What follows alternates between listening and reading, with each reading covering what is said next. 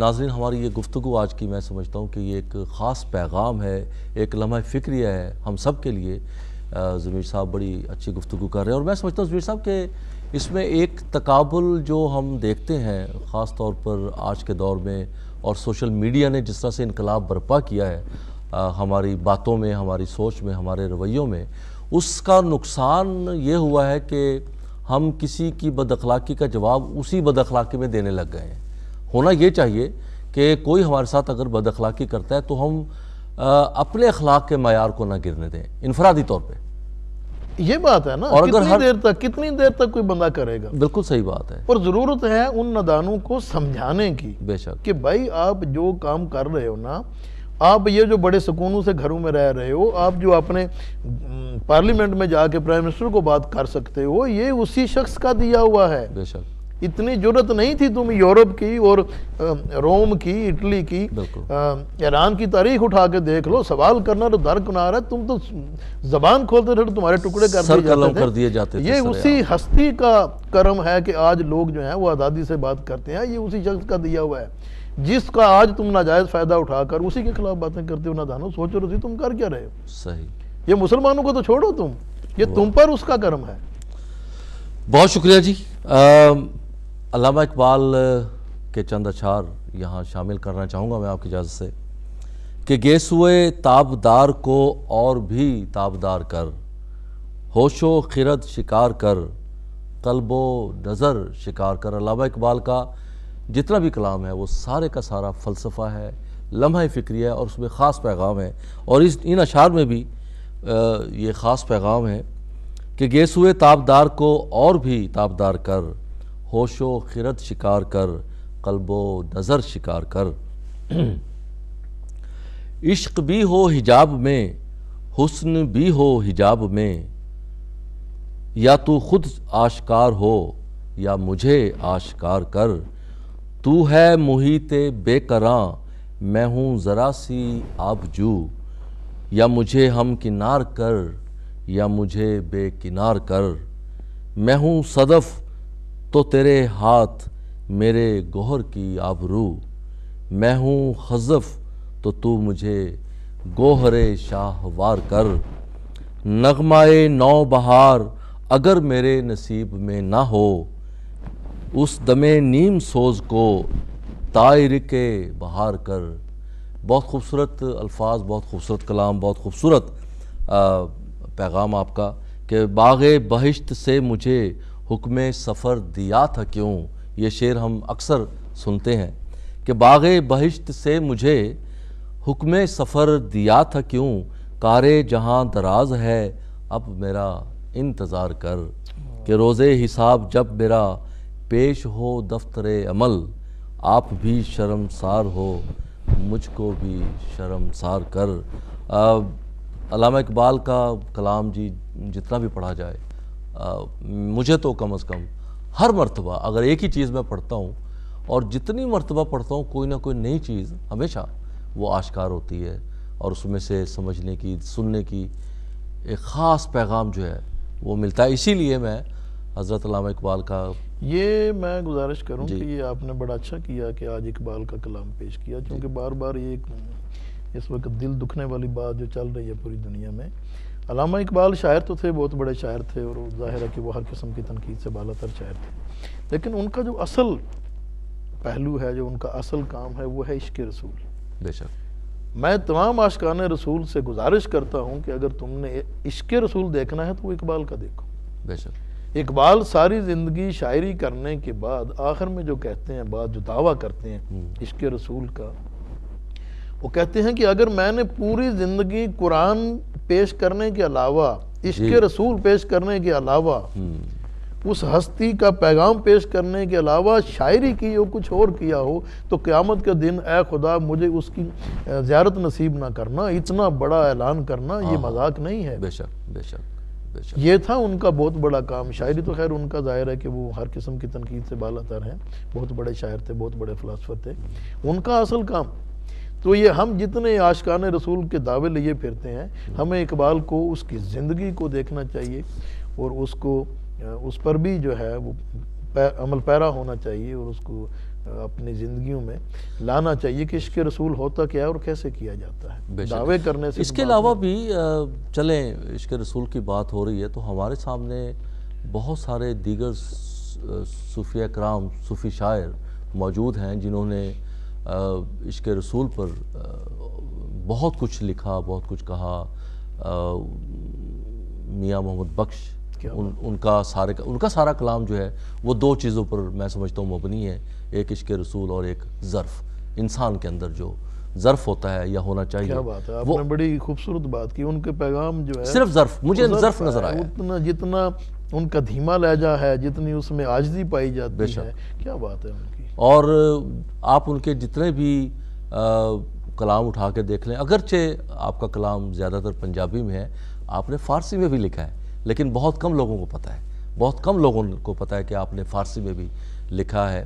لیکن زیادہ تر چونکہ سیف الملوک ایک ایسا شاہکار ہے جسے بہت سنا پڑھا جاتا ہے، یہ ساری باتیں اس میں ہیں. پھر حضرت سلطان باہو رحمۃ اللہ علیہ، ان کا اگرچہ پنجابی کا کلام ہے، سرائکی اس میں ٹچ ہے، لیکن اس کا بھی تصوف جو ہے وہ عشق رسول ہی ہے.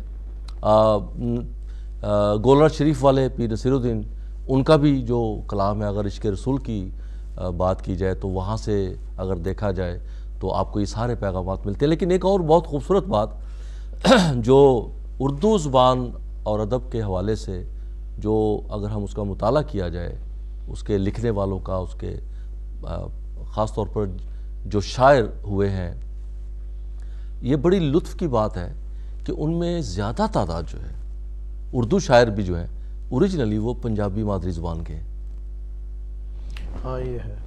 علامہ اقبال خود نہیں، اردو زبان کی جو ارتقائی جو مراحل ہیں ان میں جتنا پنجابیوں کا زیادہ تر پنجابی ہے، بالکل اتنا اور کسی کا شاید نہیں ہے. بالکل صحیح بات ہے. اب ظفر علی خان صاحب اور پھر خصوصاً آپ کی بات کاٹ رہا ہوں، اور پھر خصوصاً جب ریختہ سے باہر آتے ہیں، جب ہم لکھنؤ اور دلی اور دکن سے باہر آتے ہیں تو پھر مجھے لگتا ہے کہ پنجابیوں کا اس میں زیادہ ہاتھ ہے اردو کو آگے لے جانے. آپ ظفر علی خان صاحب کو دیکھ لیں، آپ علامہ اقبال کو دیکھ لیں، آپ محمد حسین صاحب کو دیکھ لیں، فیض احمد فیض کو دیکھ لیں. فیض احمد فیض تو چلو آج کی بات ہے. بالکل. میں جتنے جو پیچھے چلتے چلے جائیں، ایون جو غالب صاحب ہیں وہ بھی بیسیکلی اردو سپیکر نہیں تھے. صحیح. وہ ترک تھے. ان کے والد صاحب جو ہیں ان کو اردو زبان آتی نہیں تھی، وہ ترکی زبان جانتے تھے یا فارسی. ہاں جی، فارسی تو غالب نے سیکھی نا، ان کے والد صاحب کو ترکی زبان ہی آتی تھی، وہ ترک تھے.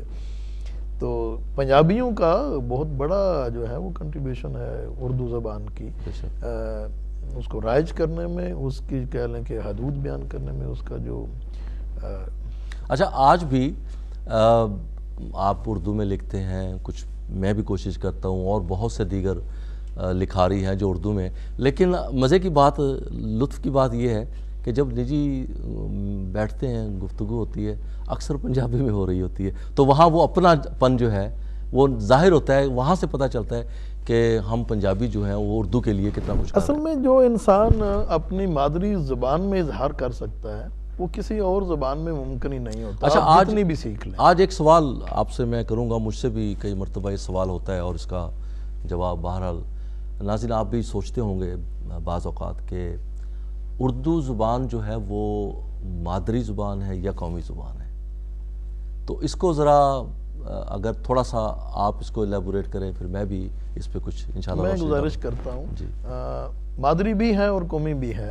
مادری اس لحاظ سے کہ پاکستان میں ایسا بھی ایک موجود ہے طبقہ جو ہے وہ جن کی مادری زبان ہی اردو ہے، جو اردو میں ہی بولتے ہیں. بالکل صحیح. اور وہ مادری ہے. اور مادری زبان کی جو تعریف میرے نزدیک ہے وہ یہ ہے کہ مادری زبان وہ ہوتی ہے جس میں انسان خواب دیکھتا ہے.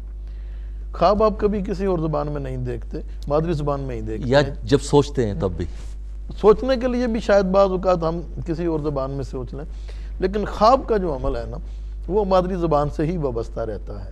مادری زبان سے ہی. اور مادری زبان میں جو انسان اظہار کر پاتا ہے وہ کسی اور زبان میں نہیں، جو اس نے بعد میں سیکھی ہو جائے، جتنی بھی سیکھ لی جائے. اب فیض صاحب اردو کے بہت بڑے شاعر ہیں، بہت بڑا نام ہے. انہوں نے چند نظمیں پنجابی میں لکھی ہیں. ان کی وہ چند نظمیں پنجابی کی ایک طرف اور ان کا سارا اردو کا کلام ایک طرف. بے شک. اسی طرح منیر نیازی صاحب، ہاں جی بالکل، اردو کے بہت بڑے شاعر ہیں، لیکن جو انہوں نے پنجابی میں لکھا ہے وہ چند نظمیں ہیں، زیادہ نہیں ہیں۔ بالکل صحیح بات، وہ ایک طرف رکھ دیں، باقی سارا کلام بے ایک شک، طرف وہ رکھ دیں۔ بلکہ وہ ایک غزل ان کی جو ہے کچھ سانو مرندہ شوقوی سی، ہاں، وہ اتنی زبان زدے عام ہوئی ہے۔ بہت سارے اس کے علاوہ بھی ان کے ہے، جو ہیں، ہاں، بہت اس کے سارے علاوہ ان کے جو پنجابی کے ہیں۔ تو وہی میں گزارش کر رہا ہوں کہ جو اظہار ہے، اب ہمارے یہاں اصل میں اس کی ایک وجہ یہ ہے کہ پنجابی میں کم لکھنے کی وجہ، جو شاعر جو جتنے زیادہ تر پنجابیوں نے بھی اردو میں زیادہ اس کا اظہار ہے، وہ یہ کہ ہماری بدنصیبی یہ ہے کہ اردو کو تو اسکولوں میں سکھایا جاتا ہے، پڑھایا جاتا ہے، لکھایا جاتا ہے۔ پنجابی زبان میں چونکہ ہمارا ذریعہ تعلیم ہی نہیں ہے، ہمیں اسکولوں میں پنجابی نہ پڑھائی جاتی ہے نہ لکھائی جاتی ہے۔ لیکن اس میں کمی جو ضمیر صاحب محسوس ہوتی ہے، میں یہ سمجھتا ہوں کہ جو لہجہ پنجابی کا ہمارا ہے، پاکستان کے پنجابی جو بولی جاتی ہے، اس کا سکرپٹ نہیں ہے، اصل میں اس کا سکرپٹ نہیں ہے نا۔ جو اگر گرمکھی ہے دوسری پنجابی، اس کا سکرپٹ موجود ہے۔ اب وہ سکرپٹ ہمارا سکرپٹ جو ہماری پنجابی جو پنجاب میں جو مغربی پنجاب میں بولی جاتی ہے، مشرقی پنجاب آپ میں، یقیناً حروف تہجی کی بات کر رہے ہاں ہیں، اسی کی الفابیٹس بات کر رہا ہوں نا رہے ہیں، ہاں جی، اس سے میرے خیال میں یہ اتنا فرق نہیں پڑتا۔ اس سے اس لیے نہیں فرق پڑتا کہ زبان لکھنے کے لیے جو حروف اردو کے ہیں وہ پنجابی میں پوری طرح استعمال ہو سکتے ہیں۔ پنجابی کی کوئی آواز، کوئی ساؤنڈ ایسی نہیں ہے جو ہم اردو کے اس حرف کے ساتھ پیدا نہ کر سکیں، لہذا یہ کمی نہیں آئے گی۔ فرق صرف یہ پڑا ہے کہ جو مشرقی پاکستان ہے انہوں نے گرمکھی کو جو اپنا لیا، رسم الخط کو، ہم نے جو ہے وہ شاہ مکھی جس کو اردو کے حروف استعمال کرتے ہیں، اس سے فرق نہیں پڑتا۔ آپ شاہ مکھی ہی سکھائیں، میں کہتا ہوں اردو کے ہی الفابیٹ سے پنجابی لکھنا سکھا دیں، وہ ہم سیکھ لیں گے، اس سے فرق نہیں پڑے گا۔ پاکستان میں تو گرمکھی کا کہیں بھی نہیں ہے، ہندی کا بھی نہیں ہے، سندھی والے بھی جو ہیں، پشتو والے بھی جو ہیں، وہ الفابیٹ یہی استعمال کر رہے ہیں جو عربک ہیں، جو پرشین ہے بیسیکلی۔ تو اس سے نہیں فرق پڑتا۔ اصل مسئلہ تو یہ ہے کہ اس کو سکولوں میں اس کو رائج کیا جانا چاہیے، اور نظام تعلیم کی جو بنیاد ہے، جو ہمارا جو نصاب ہے، وہ پنجابی میں اگر ہم اس کو سیکھیں گے تو پھر ظاہر ہے کہ پنجابی زبان میں ہی زیادہ اظہار کرنے کے لیے اصل میں وجہ یہ ہوتی ہے کہ اب میں خود اپنی بات کرتا ہوں، میں پنجابی تو بڑی روانی سے بول سکتا ہوں، لیکن میں پنجابی اتنی روانی سے شاید لکھ پڑھ نہیں سکتا، یہ اتنی روانی سے میں پنجابی زبان میں وہ اظہار نہیں کر پاتا، اس لیے میں زیادہ تر اردو میں ہی لکھتا ہوں۔ تو اس کی وجہ بھی یہی ہے کہ چونکہ ہماری ابتدائی تعلیم جو ہے وہ ہماری اپنی مادری زبان میں نہیں ہوتی ہے، اور یہ پنجابی کے ساتھ بہت بڑی زیادتی ہے۔ باقی تمام صوبوں میں انہی کی مادری زبانوں میں تعلیم دی جا رہی ہے، ہمارے صوبے میں یہ نہیں ہے۔ صحیح، بہت بہت شکریہ۔ اور اس کا ایک شاید اس میں یہ بھی ایک بات شامل ہے کہ بہت سارے، چونکہ اردو کو ایک قومی زبان کا درجہ حاصل ہے، اگرچہ عملی طور پر ابھی تک ایسا نہیں ہوا، لیکن اخلاقی اعتبار سے چونکہ اردو میں ادب آداب کی بہت گنجائش ہے اور بڑے درجے ہیں، آپ، تم اور تو اور دیگر، تو میں سمجھتا ہوں کہ بہت ساری ایسی فیملیز جو بنیادی طور پر تو پنجابی ہیں لیکن وہ اپنے بچوں کو پھر بھی اردو ہی زیادہ تر سکھاتے ہیں، اور اس سے پھر یہ ہوتا ہے کہ بچے جب اردو کے ساتھ ساتھ بولنا شروع کرتے ہیں، اور یہ خصوصاً میں بات کر رہا ہوں بر صغیر کی یا پاکستان کی، وہاں پر تو وہاں پھر یہ ہوتا ہے کہ بچوں کا اپنی زبان سے بولنے کی حد تک جو ہے وہ تھوڑا بہت رابطہ کٹ جاتا ہے، اردو صحیح نہیں، پنجابی صحیح نہیں بول پاتے ہیں۔ یہ میں سمجھتا ہوں کہ والدین زیادتی کرتے ہیں۔ پہلے تو میں آپ کو اردو کا جو قومی زبان کا جو اس کو ایک چکمہ دے رکھا ہے نا کہ جی ہم نے اردو کو قومی زبان کیا ہوتی ہے شاہ صاحب؟ صحیح، زبان کسی ملک کی یا تو سرکاری ہوتی ہے یا پھر علاقائی ہوتی ہے۔ بالکل، تو میرے بھائی اس کو سرکاری زبان بنائیں۔ سرکاری زبان تو آپ نے انگلش بنا رکھی ہے۔ صحیح، انگلش جو ہے وہ پاکستان کے بچوں کو پڑھاتے نہیں ہیں، عام لوگوں کو، غریب کے بچے تو نہیں انگلش میں اسکول جاتے، انگلش میڈیم میں تو صرف امیروں کے بچے جاتے ہیں۔ بالکل صحیح، تو وہ بن گئی ہے، وہ جو حکمرانوں کی زبان بن گئی ہے، حکومت کرنے والے طبقوں کی بن گئی ہے۔ عام لوگ جو ہے بیچارے وہ اردو بھی ٹھیک طرح سے نہیں سیکھ پاتے پنجابی، اور پنجابی کا تو اس میں کوئی رواج ہی نہیں ہے، سلسلے شروع سے ہی نہیں ہے۔ تو اصل میں سمجھتا ہوں کہ پنجابی زبان کی رائج کے لیے ان بچوں کو، لوگوں کو، جو لوگ وہ اردو کی محبت میں ایسا کرتے ہیں، اچھا ہے، ٹھیک ہے، لیکن پنجابی زبان ضرور سکھانی چاہیے، اس لیے کہ جو ہمارا اپنا کلچر، ہماری اپنی ثقافت، جو ہماری اپنی جڑیں ہیں، جو اپنی زبان میں ہیں، وہ کسی اور زبان میں وہ ٹرانسفر ہو کر آگے ہماری نسلوں تک وہ نہیں پہنچ پاتی۔